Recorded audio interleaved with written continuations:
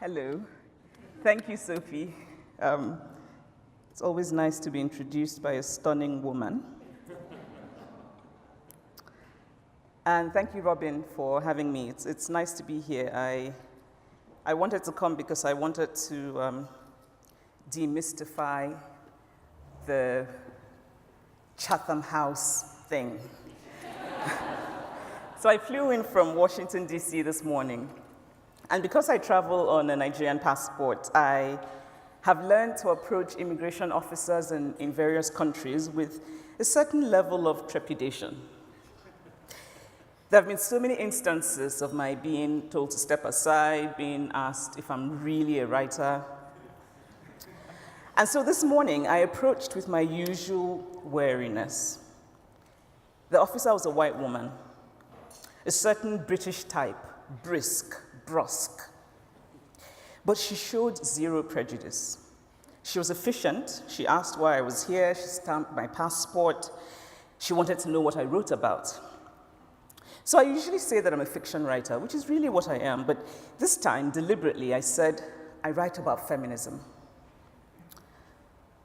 She paused as if she was a bit taken aback. Feminism, she said. I said, yes. And then she went back to stamping things. And then she gave me my passport, and I said, do you think it's important? And she said, what? I said, feminism. She paused as though she was thinking about it, and then she said, yes. And I said to her, you had to think about it. And now I said that with no judgment, just curiosity. And she said, well, because people use it as a dirty word, don't they? And then after another pause, she added, but that's not what it is. It's really about treating everyone fairly. Exactly, I said.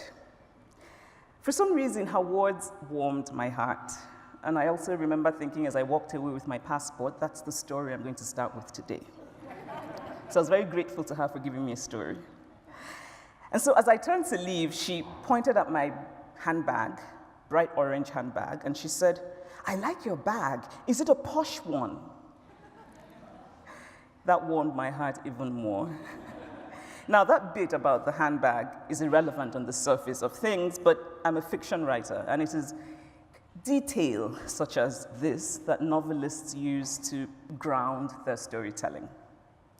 If I were to recast this episode from this morning in a story about the basic and simple meaning of feminism as told by a middle-aged white immigration officer, I would certainly use the detail about her liking my handbag because it humanizes her.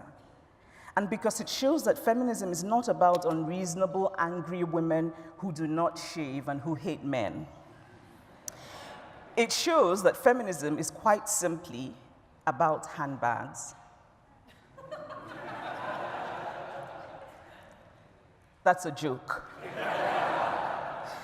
I wasn't sure it would work. So my brother, and my brothers actually, and Kene, often tell me to stop my foolish jokes. They say to me that they often don't work. But you know, I keep trying because really, what would the world be without failed attempts at humor? I grew up in Nigeria. I grew up in Nsukka, university town. My father was a professor. My mother was an administrator. I was an early reader, and what I read as a young child were British and American children's books. And in those books, the characters were white and blue-eyed. They had pink pigs and snow at Christmas. They ate apples, and they had Easter eggs at Easter. I was also